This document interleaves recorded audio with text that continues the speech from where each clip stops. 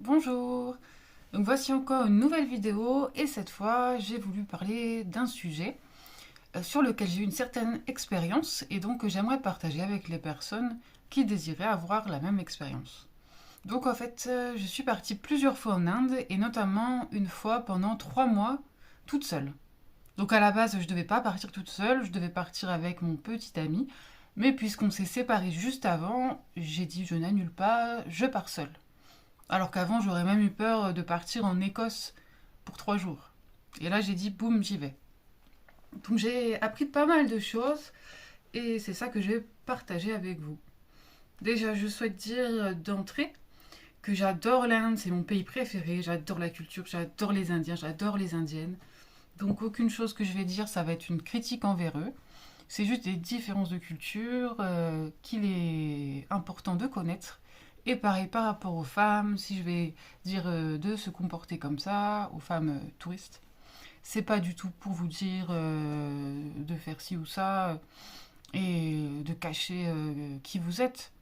C'est pour votre sécurité. À la fin de la vidéo, je vous ferai un petit topo sur la condition des femmes et des mœurs en Inde, parce que c'est très différent de ici, on ne s'imagine pas. Donc j'ai lu des bouquins sur le sujet quand j'étais là-bas, et donc je vais vous apprendre sûrement certaines choses. Donc déjà, si vous avez envie de faire un premier voyage court en Inde, pour savoir si vous aimez l'ambiance, pour prendre la température, et pour ne rien risquer, je vous conseille d'aller à Goa. Donc Goa, c'est une région magnifique, avec la plage, un super climat. C'est assez touristique. Tout est fait pour les touristes en réalité. Donc c'est pas vraiment authentique, même si on peut quand même visiter des coins sympas, les villes d'à côté, etc. Mais quand vous êtes à Goa, sur le bord de mer, vous pouvez vous habiller comme vous voulez. Vous pouvez vous baigner dans la mer en maillot de bain, ce qui n'est pas le cas ailleurs, où il faut se baigner habillé. Donc vous pouvez vous baigner, vous pouvez vous balader dans la rue en robe, boire des verres le soir et rentrer à pied sans souci. Et c'est un peu une exception en Inde. Alors peut-être qu'il y en a d'autres que je ne connais pas, mais à ma connaissance, c'est l'endroit vraiment euh, où on peut se comporter comme en Occident. Il y a une différence entre Goa Sud et Goa Nord. Donc Goa Nord, c'est plus la fête, et Goa Sud, c'est plutôt la détente. Voilà, c'est pas tout à fait la même fréquentation. Alors, je vais déjà parler des parties érotiques, sexualisées, entre guillemets, parce que c'est différent. Là-bas, en fait, les Indiennes sont en sari, donc on voit souvent leur ventre. Alors qu'en France, ça peut être une partie sexy, là-bas, ça ne l'est pas. En revanche, les épaules, donc tout ce qui est débardeur, etc., ça dégage une zone que les Indiens n'ont pas l'habitude de voir. Voilà, surtout s'il y a des tatouages ou des choses comme ça. Donc si vous vous mettez les épaules nues, vous risquez d'attirer beaucoup les regards, d'être un peu suivi dans la rue. Donc c'est quelque chose que je ne conseille pas. Je conseille plutôt les vêtements amples, voire les longues manches. On s'habitue malgré la chaleur. Il faut prendre des choses légères avec des matières comme du coton. Les pantalons pareils, assez amples. Il faut vraiment pas chercher à être joli. Il faut se mettre confortable et essayer un petit peu de cacher ses formes. Parce que déjà qu'on est blanc, touriste, en plus si on se montre jolie ou attractive, on va encore plus attirer les personnes vers nous. Parce qu'en Inde, il y a beaucoup de gens qui viennent nous parler. Alors la question de mettre un sari ou pas. Ça c'est une bonne question. Donc il y a certaines personnes qui vont en Inde qui mettent des saris. C'est pas terrible non plus, je dirais, parce que vu que ça va paraître un peu folklorique que un Européen porte un sari, c'est pareil, ça va peut-être attirer les regards et au lieu de passer inaperçu, l'effet sera l'inverse. Par contre, il y a les Punjabis qui sont un petit peu plus discrets, qui peuvent être portés plus facilement en tant que touristes et qui sont aussi très jolis. Donc les cheveux, s'ils sont roux ou blonds, ça va attirer aussi beaucoup les regards. Donc le lisseur, je dirais qu'il reste à la maison. Donc là j'ai les cheveux bien lisses et tout, mais si j'étais en Inde, ce serait le fouillis. Et je mets même un bandeau pour les cacher un petit peu. Parce que c'est des cheveux voilà, qui sont atypiques. Et donc on peut même vous toucher les cheveux, vous regarder, des choses comme ça. Donc tant pis pour les photos Instagram, tant pis pour les selfies. Le lisseur reste à la maison. Bon, vous pouvez quand même prendre votre brosse à cheveux, hein, bien sûr. Mais l'idée, voilà, en général, c'est pas de chercher à être jolie, c'est de chercher à se fondre un peu dans le décor, à être une exploratrice, en quelque sorte. Donc, quelque chose aussi qu'il faut savoir, c'est que vous allez être prise en photo tout le temps. Tout le temps, tout le temps. Et encore plus si vous avez voilà, des cheveux clairs. Si vous êtes grand, moi je fais 1 m grande, moi je fais 1 m 82, 83. Et pour ça, ils me prennent en photo tout le temps, en se mettant à côté de moi pour montrer la différence de taille. Et aussi les piercings et les tatouages, c'est des choses qui attirent. Donc vous allez avoir soit des groupes de mecs, soit des familles qui vont vouloir se prendre en photo avec vous. Les groupes de mecs, je le conseille pas parce que pendant le temps d'une photo, il peut vite se passer une main aux fesses ou des choses comme ça m'est arrivé. Et puis vous n'allez pas comprendre ce qu'ils vont dire, ça peut tourner bizarrement. Donc il faut vraiment savoir dire non, non, non, non, non, ne même pas les regarder et partir. Par contre, les familles, pourquoi pas, ça peut être rigolo, mais il faut pas que ça s'éternise parce que voilà, ça peut être pas 2 photos, ça peut monter jusqu'à 20, 30 photos. Puis après, les autres familles qui vont arriver, ils vont voir qu'il y a une photo, donc ils vont vouloir aussi leur photo, etc. Donc c'est rigolo 5 minutes, vous avez l'impression d'avoir des paparazzis et d'être une star, mais ça peut vite devenir aussi assez oppressant. Donc moi ce que je fais c'est que je dis stop assez rapidement et que je demande aussi, et du coup c'est rigolo pour les photos souvenirs, de moi prendre un selfie avec eux. Donc ça change un peu les choses. J'aime bien parce que au lieu d'être un objet, d'un coup on les étonne et puis on devient un peu plutôt quelqu'un avec qui on échange. Et donc c'est ma petite technique, ça n'a rien d'extraordinaire, mais j'aime bien faire ça. Puis comme ça, oui, comme je vous ai dit, vous regardez votre album photo, vous avez plein de photos rigolotes parce qu'en général tout le monde se marre et c'est plutôt fun. Donc il faut dire aussi, ça c'est quelque chose d'assez connu, que les occidentales, puisqu'on n'a pas les mêmes mœurs que les Indiens, on est assez facilement vus comme des filles faciles. Donc voilà, c'est pas très beau à dire, mais c'est le cas, c'est la réalité. Donc vous allez avoir pas mal de personnes qui vont vouloir votre numéro et faire des sorties le soir avec vous. Donc faites-le que si vous pensez que c'est quelqu'un avec qui vous voulez aller plus loin. Parce que sinon, vous allez peut-être vous retrouver dans une situation que vous ne désirez pas. Donc moi, pour se promener dans la rue, je conseille de porter des lunettes de soleil. Ça permet en fait, si vous regardez quelqu'un, qui ne voit pas votre regard. Parce qu'un regard peut être perçu même comme un signe d'ouverture, de séduction, etc. Donc les lunettes noires, c'est assez pratique. Ça permet de pouvoir regarder partout, de pouvoir faire semblant d'ignorer quelqu'un.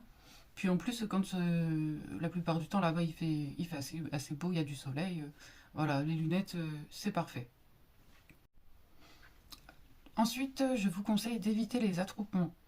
Donc c'est le cas lors de certaines fêtes religieuses. Je me suis retrouvée dans un attroupement où ça s'est pas très bien passé. J'ai eu des personnes qui m'ont insulté parce que j'essayais de sortir de la masse. Mais je sais que dans les fêtes, par exemple, comme Holi, où tout le monde a envie d'y aller parce que c'est chouette, c'est réputé, il peut se passer des choses graves, des viols, des attouchements, parce que les gens sont c'est tellement compacts que de toute façon vous savez même pas qui est-ce qui vous a touché. Donc ça peut vite déraper. Donc j'enchaîne avec ça sur les sorties la nuit. Donc sortez plutôt accompagné, soit par quelqu'un que vous avez rencontré à votre hôtel, donc un autre touriste, ou alors soit avec un Indien que vous avez connu, une Indienne, ça peut arriver, euh, qui sera là avec vous et du coup ça vous protégera forcément des personnes qui pourraient tenter de venir vous voir. Parce qu'il y a beaucoup de personnes qui traînent un peu le soir et qui sont ivres.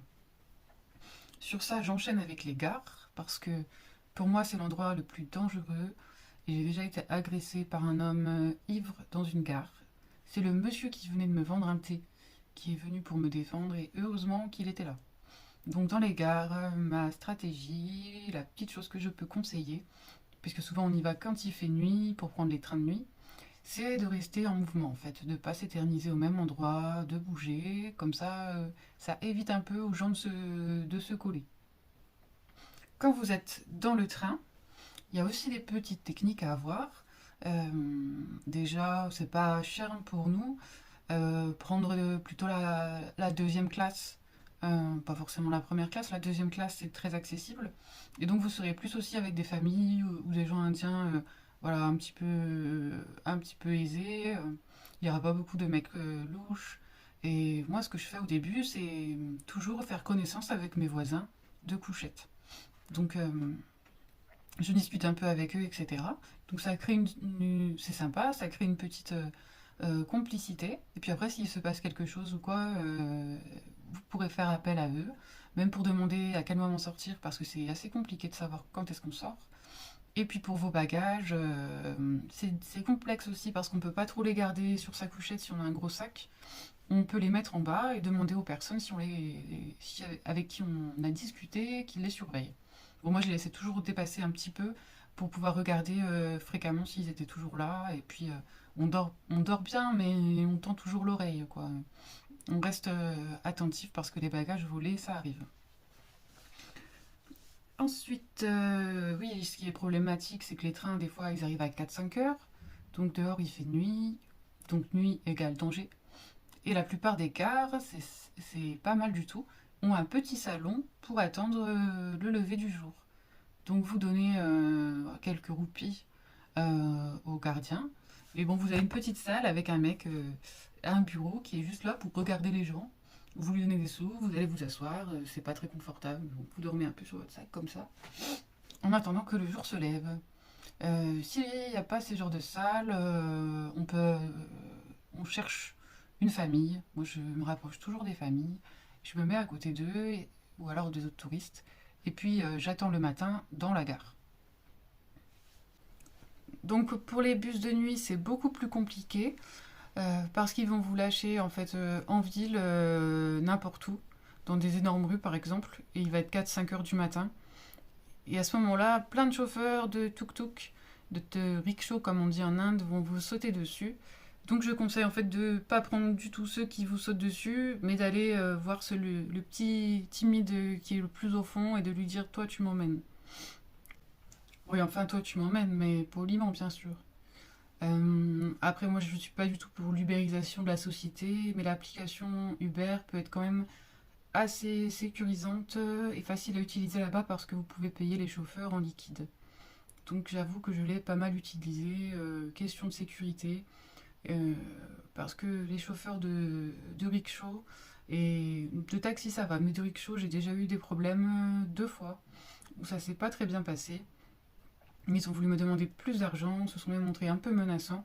Donc c'est pas toujours gagné d'avance avec les rickshaws. Alors par contre, là c'est un point positif on va dire, vous serez peut-être invité à prendre des thés, notamment chez les commerçants ou alors dans vos hôtels, par les propriétaires ou quoi. Donc ça c'est plutôt quelque chose de sympathique, de traditionnel. Donc moi j'accepte bien entendu.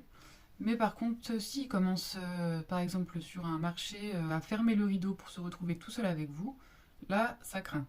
Donc le thé c'est ok, mais il faut que ça reste en lieu ouvert, devant la boutique et non pas tout au fond. C'est l'expérience qui parle. Je vous conseille aussi de dégager une impression d'aisance. Et si vous avez une peur, d'essayer de pas du tout la montrer, de se montrer décontracté, etc. C'est comme ça que ça va bien se passer. Et plus vous allez agir comme ça, plus ça va bien se passer. Et puis plus vous serez réellement décontracté. Donc c'est quelque chose, il faut être un petit peu acteur. Et puis après au final ça se passe bien. Après je fais une différence entre les grandes villes et les petites villes. Parce que j'ai vu des petites villes comme Bundi ou Rajasthan qui sont tout à fait sympathiques, sans aucun danger, et des grosses villes, notamment Varanasi, que j'ai trouvé très très dangereuse. Donc ça dépend aussi de l'endroit où on se trouve, on sent assez vite l'ambiance de toute façon. Moi à Varanasi, j'ai été même harcelée par le propriétaire de mon hôtel qui voulait rentrer dans ma chambre pendant toute la nuit. Et il avait mon numéro, donc il s'est permis de m'envoyer des messages toute la nuit et de toquer à ma porte.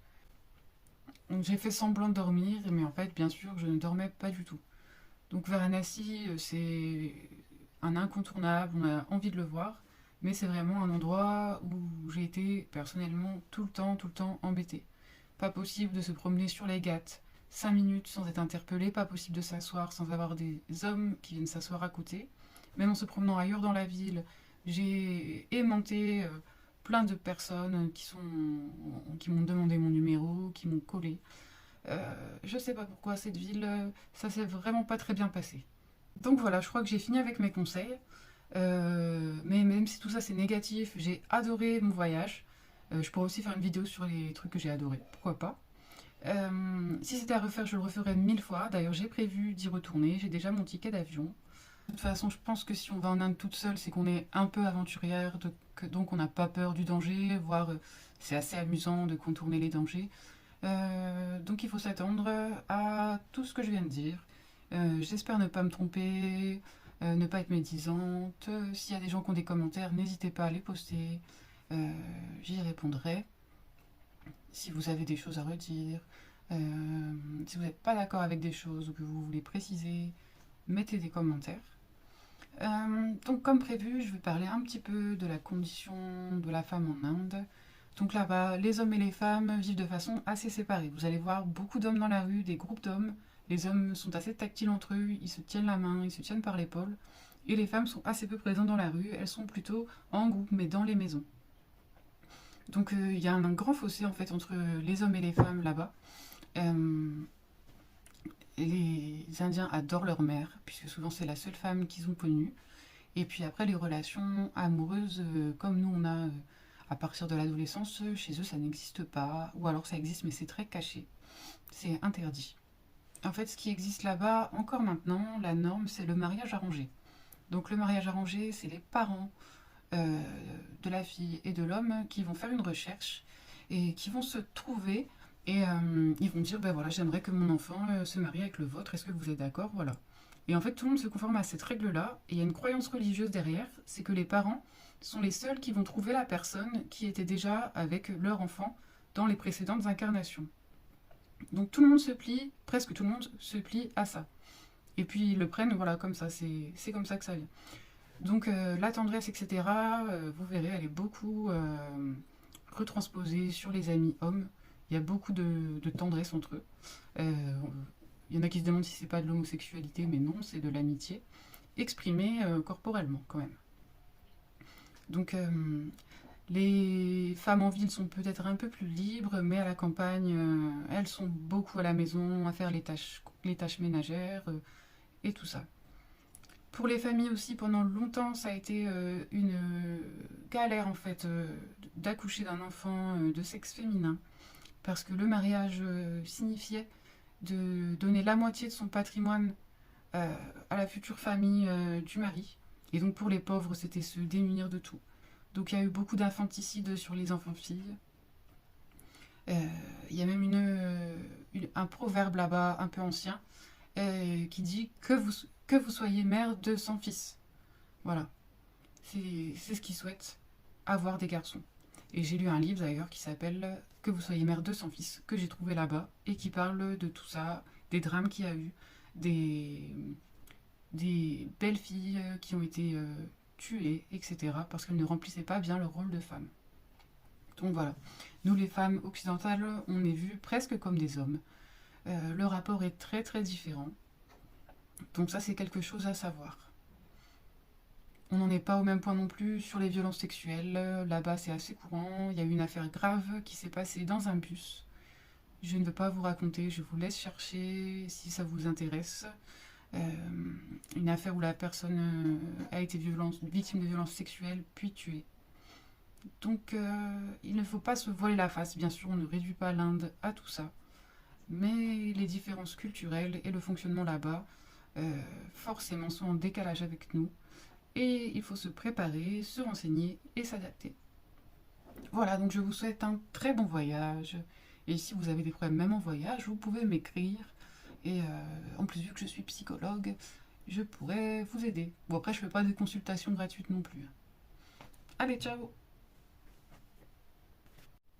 En faisant le montage de ma vidéo, je me suis rendu compte que j'avais pas pensé à vous donner le mot magique.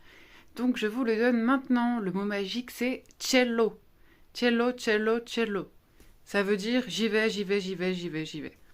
Donc c'est la meilleure façon de parler à des Indiens qui vous suivent et que vous voulez lourder. Cello.